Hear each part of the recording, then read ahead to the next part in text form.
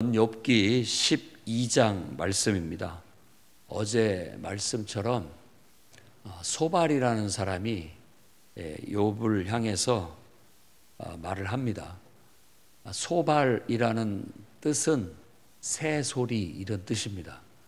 그 의미를 갖고 있어요. 그러니까 좀 소발이라는 사람의 그 이름의 뜻과 그 사람의 성격을 이렇게 같이 연결시켜서 유추해 본다면 그 사람은 잔소리꾼 이런 느낌이에요. 근데 우리가 한번 생각을 해봐야 돼요. 우리 주변에 잔소리꾼이 있어요.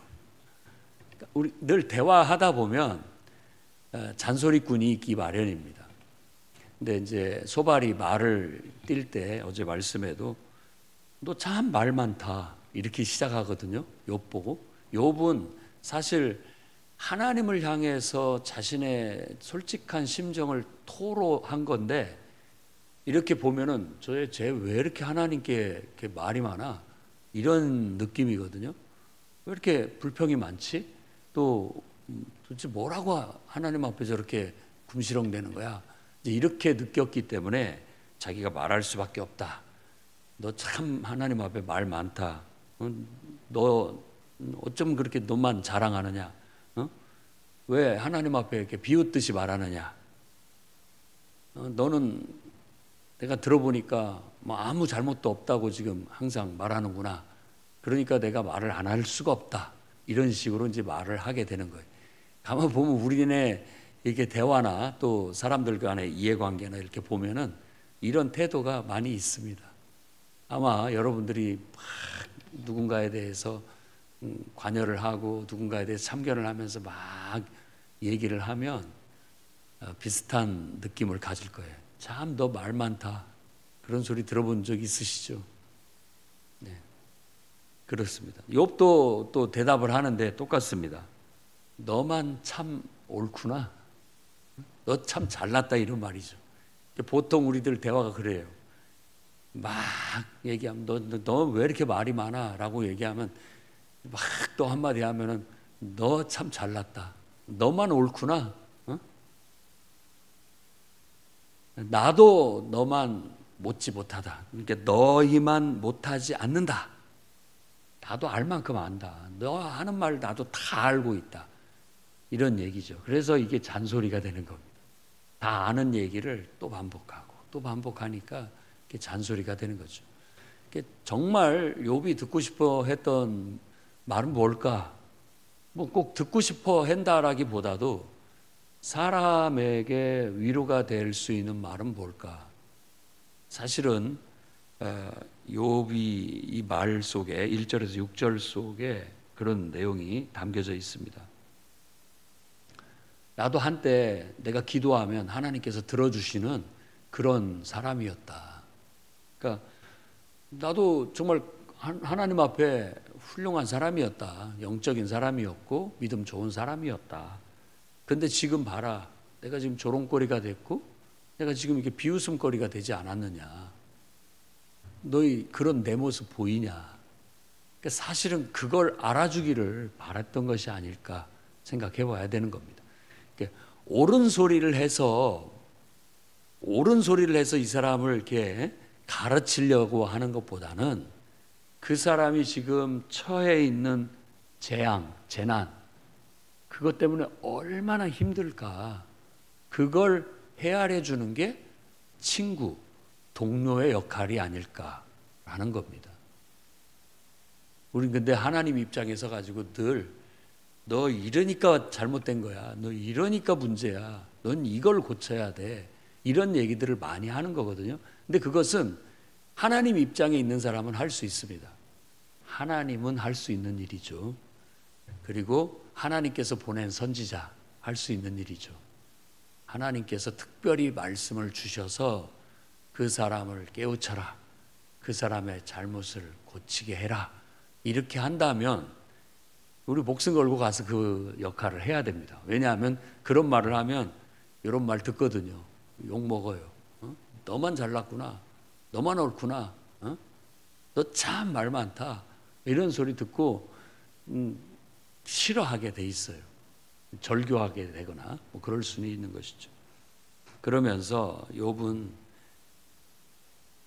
재앙이 실족하는 사람을 기다리는구나라고 그랬어요. 그리고 사실은 평안한 사람은 재앙을 무시한다. 그러니까 그 말이 무슨 말이냐면 지금 아무 재앙도 없고 재난도 없고 평안한 사람은 재난을 당한 사람을 이해하지 못하는 거예요. 너 왜 이렇게 힘들어하니? 그냥 아무것도 아닌 것처럼 생각해. 뭐 이렇게 쉽게 말을 하는 거죠. 그래, 기도하면 이길 수 있을 거야. 쉽게 얘기를 하지만 사실은 그 재난을 당한 사람은 죽을 만치 힘들고 곧 쓰러질 것 같은, 오늘 찬송 부른 것처럼 쓰러지기 일부 직전인 거죠. 아무리 욥이 자기 심정을 토로하고 이렇게 한다 할지라도 지금 자기의 마음의 심적 고통과 육체적인 고통은 없어지지가 않아요. 그런데 그 심적 고통과 육체적인 고통을 당하면서 입으로 하나님을 향해서 그 심정을 토로라도 해야 전에 말씀드렸듯이 그 영혼이 살 것 같은 거예요. 죽지 않는 거예요. 숨을 쉴 수가 있고 그래도 마음이 다치지 않는 거예요. 근데 숨을 쉴 수가 없고 마음을 닫아버리면 죽는 거예요. 그냥 죽는 겁니다. 마음을 닫아버리면 의지가 약해지게 되고 그러면 그냥 살았으나 죽은 거나 똑같고 결국 죽게 되는 겁니다. 그러니까 그런 말을 토로할 때 그래 나도 그 심정 안다. 그래 계속 말해봐라. 내가 다 들어줄게. 그래서 최고의 위로는 어쩌면 그렇게 공감하면서 들어주는 것이다. 그래서 이걸 세상 학자들도 압니다. 심리학자들은 상담의 기법으로 들어줘라 이거거든요. 잔소리 하려고 하지 말고 들어줘라. 그냥 얼마나 힘들까, 얼마나 힘들면 저런 말을 할까, 그냥 들어줘라. 그것이 그 사람을 그렇게 막 깨우치려고 하고 뭔가를 막 가르쳐 주려고 하는 것보다 훨씬 효과적이다. 그리고 그런 말을 막 자기 심정을 토로하다 보면 스스로가 깨닫는다. 내가 뭘 잘못했는지 깨닫게 되는, 또 어떻게 해야 될지도 스스로가 발견을 하더라. 그래서 이제 상담의 최고의 상담자는 내가 뭘 가르쳐 줘 가지고 해결 방법을 가르쳐 주는 게 아니라 그냥 막 말하게 하게 해서 스스로가 해결책을 찾게 만드는 것이 최고의 상담자예요. 여러분들의 자녀를 돌볼 때 그렇게 한번 해보십시오. 그러면 굉장히 수준 높은 대화가가 되고 설득가가 되고 지혜로운 사람이 될 겁니다. 근데 인간이 상당히 가르치는 걸 좋아합니다. 어떻게든지 뭐 이렇게 옳은 말을 해서 이 사람을 일깨우고 싶어하는 그런 욕구가 있어서 부모 하면은 대표적인 하나의 그 성격이 잔소리죠. 부모는 왜냐하면 늘 자녀를 보면 허점이 보이고 허물이 보이고 저렇게 하면 안 될 것 같고 저렇게 하다 큰일 날 것 같고 그러니까 이게 안 나올 수가 없거든요. 근데 부모의 입장에서는 사실 그런 말을 할 수 있는 권한이 있습니다. 그건 하나님이 부여하신 권리죠. 왜? 낳게 했고 돌보게 했기 때문에 돌보는 사람은 적어도 그런 가르침을 줄 수 있는 거예요. 근데 동료 입장이나 친구 입장에서 어느 정도 다 컸을 때는 이제 더 이상 뭐 부모를 의존하지 않는 입장이기 때문에 말을 옛날 어렸을 때처럼 해서는 안 되겠죠. 그래서 그런 좀 지혜를 이런 말씀을 통해서도 배울 수가 있습니다. 가만 보면 욥은 지금 느끼는 심정이 저 봐라, 저 강도 같은 사람들은 다 저렇게 잘 살고 있는데 나는 하나님 앞에 정말 나름대로 온전하게 살려고 정말 그런 사람하고는 비교할 수 없을 만큼 바르게 살았고 정직하게 살았고 믿음으로 살았다. 그런데 지금 내가 이런 어려움을 당하고 있는 게 이거 도대체 어떻게 된 거냐 이런 얘기를 다시 하는 거예요. 그러면 그러게 말이다 라고 이렇게 이해해주고 너 얼마나 힘들겠냐. 같이 그렇게 있어주고 처음 왔을 때 일주일 동안 아무 말하지 않고 같이 울어주던 것이 가장 효과적이었어요. 입을 열면서부터 병고가 생깁니다. 때때로 보면은 긁어 부스럼인 경우가 많습니다. 어찌 보면 좀 인내심이 필요해서 그렇지, 좀 속이 답답해서 그렇지, 기도하면서 좀 기다려주면 자연스럽게 해결되는 일들도 많이 있다고 봅니다. 그런데 그냥 우리가 참지 못해서 그걸 긁어버리니까 오히려 더 집중하지 못하게 되고 더 곁길로 나가는 경우도 있습니다. 그렇다고 해서 이 말을 가지고 네가 이렇게 하니까 내가 더 곁길로 나가라고 하는 것도 바른 마음이 아니에요. 그것도 아주 못된 마음입니다. 그렇게 말하면 우리도 그런 마음을 읽을 수 있어야죠. 아, 내가 이러니까 더 잘하라고, 내가 지금 이렇게 힘들어하고 자꾸 곁길로 가려고 하니까 바른 길로 가라고, 저렇게 듣기 싫은 소리라도 나를 사랑해서 저런 말을 하는구나 라고 받아들이는 태도가 필요해요. 그래서 욥기는 어떤 그런 정신을 가르칩니다. 사실 오늘 말씀에도 짐승한테 물어봐라, 그럼 대답해 줄 거예요. 새한테도 물어봐라, 땅에게도 물어보고 바다의 고기한테 다 물어봐라. 그들도 다 알고 있다. 뭘? 어느 것 하나라도 여호와의 손이 행하신 것이 아닌 것이 없다는 걸. 그러면 내가 지금 이런 화를 당하는 것이 하나님이 주신 거 아니냐, 하나님 주신 거 아니냐, 이렇게 이제 말하면서 자연스럽게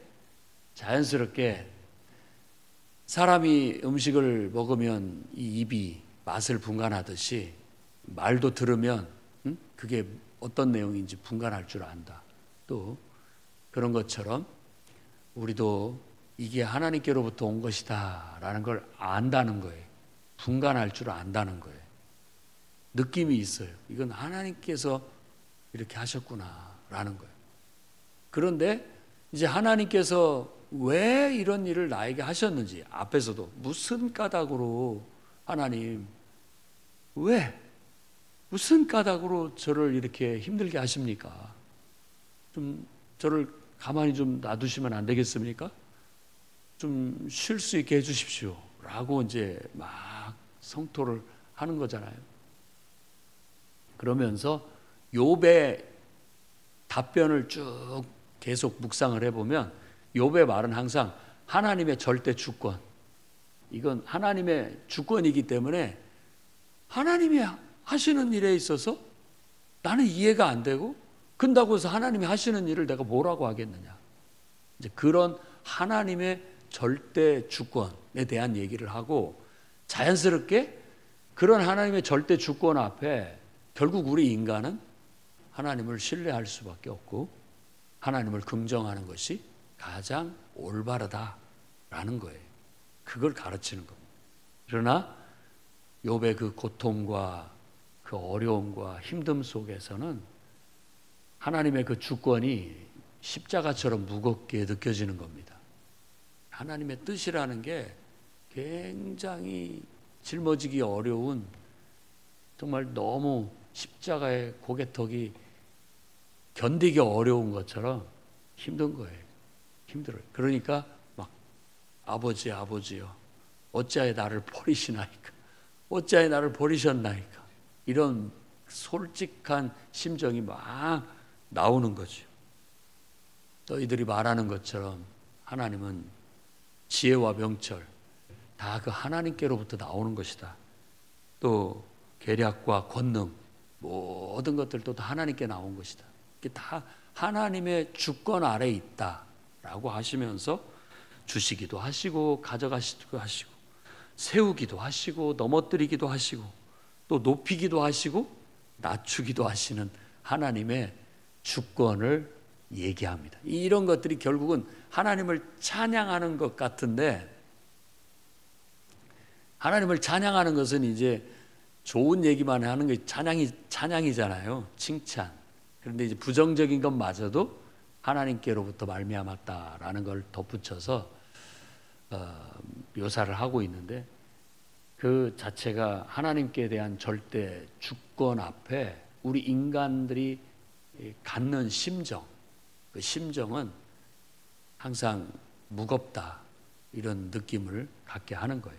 근데 그걸 무겁게 받아들이고 나가게 되면 결국 우리 마음이 다쳐버리게 되고 그렇습니다. 그렇기 때문에 그러지 않기 위해서 항상 하나님에 대한 신뢰를 그럴지라도 주실 때도 감사하지만 가져가신 하나님도 감사하고 찬양한다. 하나님이 내게 복도 주셨다면 그분이 또 화도 주실 수 있지 않겠느냐. 이게 어떻게 보면 욥의 하나님을 향한 절대 주권에 대한 신앙의 고백이고 올바른 태도예요.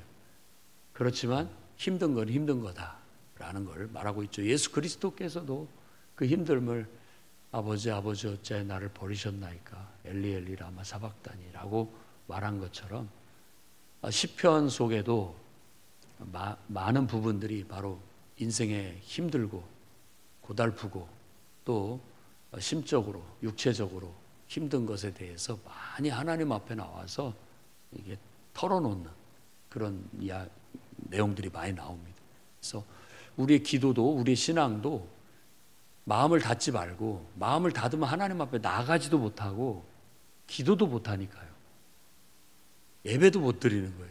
그런데 하나님을 신뢰하고 하나님을 긍정하고 주어진 인생을 긍정하면서 자꾸 마음을 열어 젖히고 그럴수록 더 기도하고 가서 쏟아놓는 거죠. 솔직하게 힘듭니다. 하나님 왜 이러십니까? 따지더라도 하나님 앞에 나아가서 그렇게 하는 거죠.